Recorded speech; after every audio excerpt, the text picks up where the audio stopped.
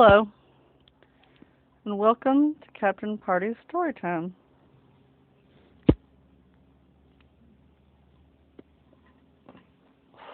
Today on Storytime, we're going to be reading Chapter 27 of Choke. So, here we go. How tonight's supposed to work is, I hide in the bedroom closet, and while the girl's taking a shower, and then, when she comes out all shiny with sweat, and the air is steamy and fogged with hairspray and perfume, she comes out naked except for in a lacy bathrobe, and then I'm supposed to jump out with some pantyhose stretched over my face, wearing sunglasses, throw her on the bed, and I put a knife to her throat, and then I rape her. It's as simple as that, and the shame spiral continues. Just keep asking yourself, what would Jesus not do? Only I can't rape her on the bed, she says. The spread is pale pink silk, and it will spot. And not on the floor, because the carpet hurts her skin. We agreed on the floor, but on a towel. And not on a good guest towel, she said. She told me that she would leave a ratty towel on the dresser, and I would need to spread it on the floor ahead of time so as not to break the mood. And she'd leave the bedroom window unlocked before she got in the shower.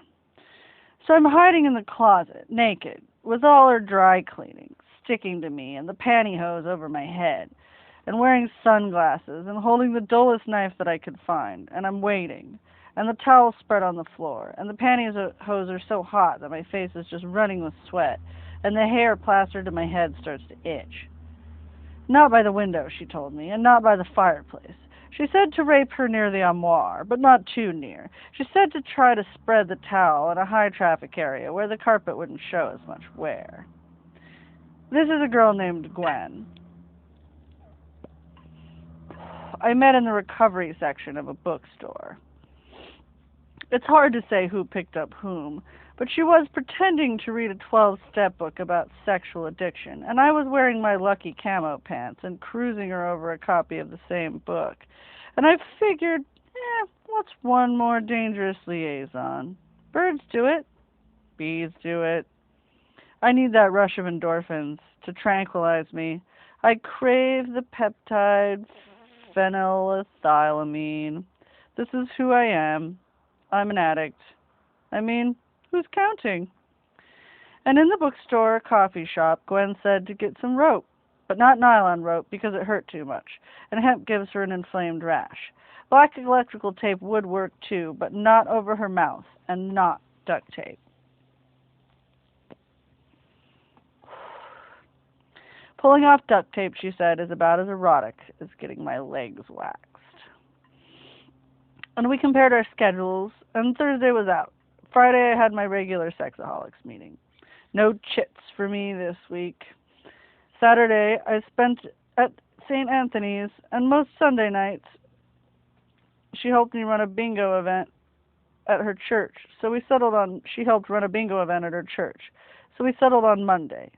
Monday at 9, not 8, because she worked until late in the evening, and not 10, because I had to be worked early the next morning. So Monday comes, and the electrical tape is ready, and the towel is spread, and when I leap at her with the knife, she says, "Are those my pantyhose you're wearing?" I twist one of her arms behind her back and put the chilled blade to her throat. "For crying out loud," she says, "this is way out of bounds. I said you could rape me, but I did not say that you could ruin my pantyhose." And with the knife in my hand, I grab the front edge of her lacy bathrobe and I try to tug it off her shoulder. "Stop, stop, stop," she says, and slaps my hand away. "Here, let me do it. You're just going to ruin it." And she twists it away from me. I ask if I can take off my sunglasses. "No," she says, and she slips out of her robe. And then she goes to the open closet and hangs the robe on a padded hanger. But I can't really hardly see. "Don't be so selfish," she says. Naked now, she takes my hand and presses it around one of her wrists, and then she slips her arm behind her back, and turning to press her bare back to me. My dog's nosing higher and higher, and her warm, slick butt crack is gumming me, and she says, I need you to be a faceless attacker. And I tell her it's too embarrassing to buy a pair of pantyhose. A guy buying pantyhose is either a criminal or a pervert, and either way the cashier will hardly take your money.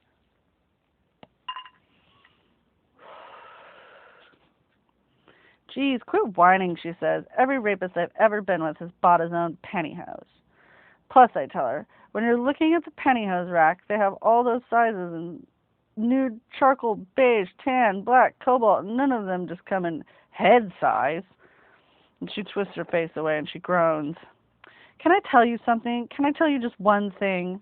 And I say, what? And she says, your breath is really bad.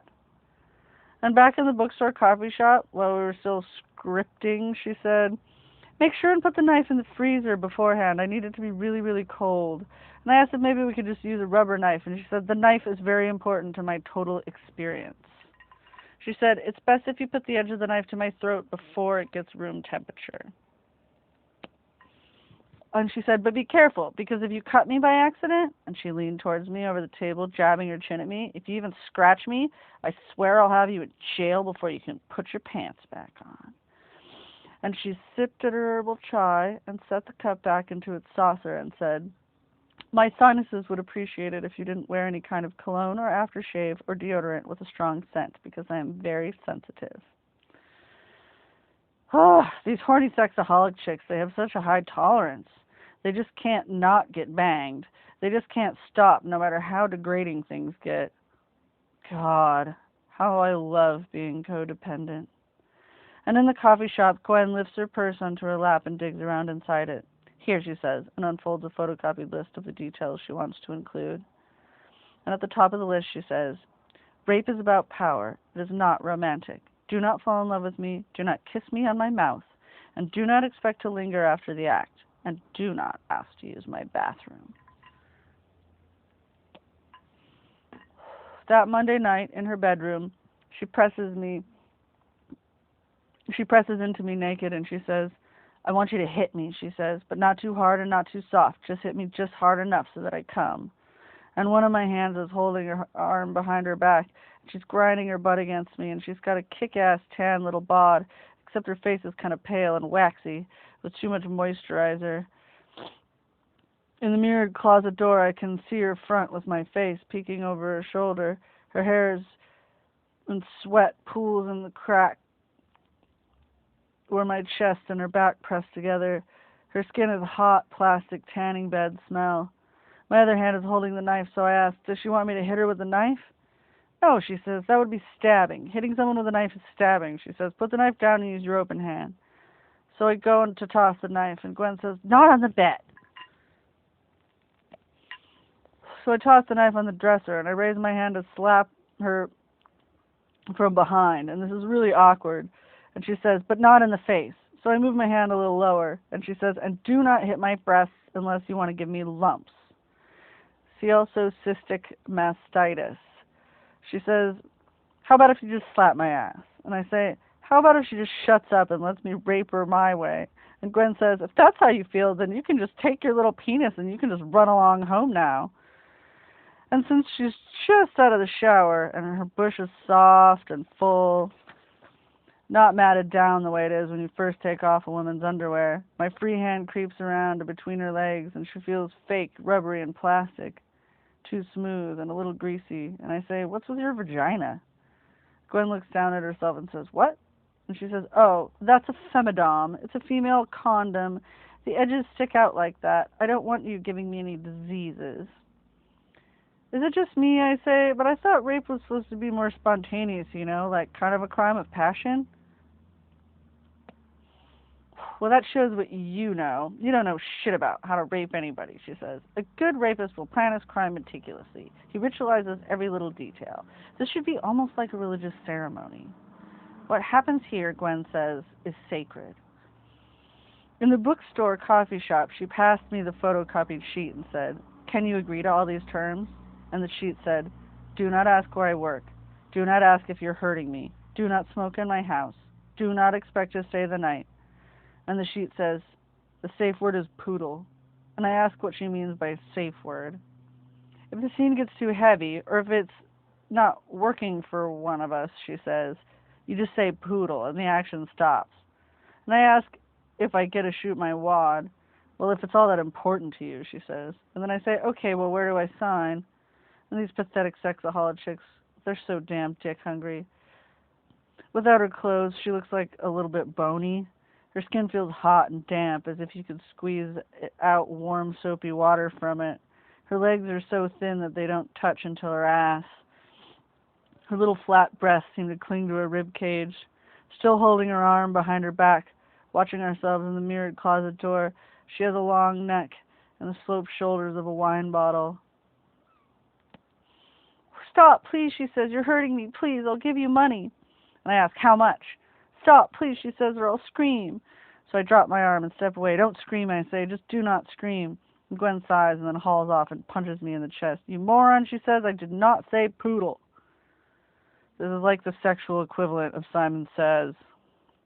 And she twists back into my grip, and she walks us over to the towel, and she says, wait. And she goes to the dresser, and she comes back with a pink plastic vibrator. Hey, I say, you're not using that on me. And Gwen shudders and says, ugh, of course not. This is mine. And I say, so what about me? And she says, sorry, next time bring your own vibrator. No, I say, what about my penis? And she says, what about your penis? And I ask, well, how does it fit into all of this? And settling herself on the towel, Gwen shakes her head and says, ugh, why do I even do this? Why do I always pick the guy who just wants to be nice and conventional? The next thing you want to do is marry me, she says. Just one time, I'd like to have an abusive relationship. Just once.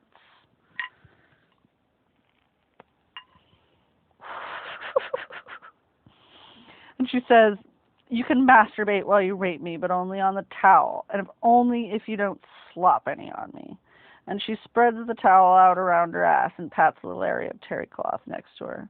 When it's time, she says, you can put your orgasm right here. Her hand goes pat, pat, pat. Ugh, okay, I say, now what? And Gwen sighs and sticks the vibrator in my face.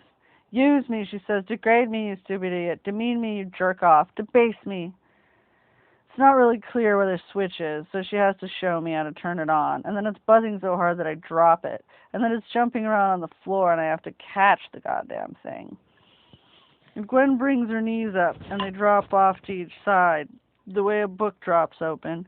And I kneel on the edge of the towel, and I work the buzzing tip just inside the soft plastic edges of her, and I work my dog with my other hand.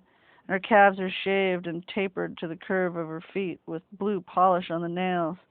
And she's laid back with her eyes closed and her legs spread, holding her hands together and stretched above her head so her breasts pull up into perfect little handfuls. And she says, no, Dennis, no.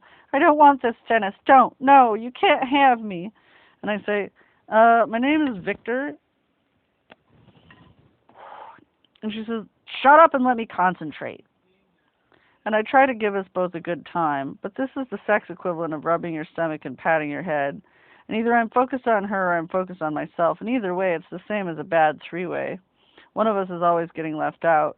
Plus the vibrator is slippery and hard to hang on to, and it's heating up and it smells acrid and smoky as if something is burning inside. And Gwen opens one eye, just a sliver, squinting down at me, flogging it, and she says, me first. And I'm wrestling with my dog, and I'm snaking Gwen, and I'm snaking Gwen, and this feels less like a rapist and more like I'm a plumber. And the edges of the femidom keep slipping inside, and I have to stop and pick them out with 2 fingers. And Gwen says, Dennis, no, Dennis, stop, Dennis. And her voice is coming up from deep inside her throat, and she pulls her own hair and gasps. And the femdom slips inside again, and this time I just let it go. And the vibrator tamps it deeper and deeper. And she says to play with her nipples with my other hand, and I say, I need that hand. And my dice draw up tight and ready to trigger, and I say, oh yeah, yeah, yeah, yeah. And Gwen says, don't you dare. And she licks 2 fingers, and she pins her eyes on mine, and she works her wet fingers between her legs. She's racing me. And all I have to do is picture Paige Marshall, my secret weapon, and the race is over. The second before you trigger that feeling when your asshole starts to clench, that's when I turn towards the little spot on the towel, Gwen said, and feeling stupid and paper-trained, My white soldiers start to toss, and maybe by accident they misjudge the trajectory and toss across her pink bedspread. Her whole soft, fluffy pink landscape, arc after arc, sprays out in hot, cramping gobs of all sizes all over the bedspread and the pillows and the shams and the pink silk bed skirt. What would Jesus not do? Spunk graffiti. Vandalism isn't quite the right word, but it's the first word that comes to mind. Gwen's collapsed on the towel, panting with her eyes closed, and the vibrators humming inside her, and her eyes rolled back in her head. She's gushing between her fingers and whispering, "I beat you." She whispers, "You son of a bitch, I beat you." I'm tucking myself back into my pants, and I'm grabbing my coat. White soldier gobs are hanging all over the bed, and the drapes and the wallpaper. And Gwen's still lying there, and she's breathing hard, and the vibrator's angled halfway out of her. And a second later it slips free and flops around on the floor like a fleshy, wet fish. And it's then that Gwen opens her eyes and she starts to push herself up on her elbows before she sees the damage. I'm halfway out the window, and when I say, "Oh, by the way," I say, "Poodle!" And behind me I hear her first real scream. Good chapter. All right. Well, we'll see you next time.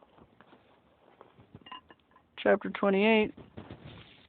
Hope y'all have a lovely, whatever.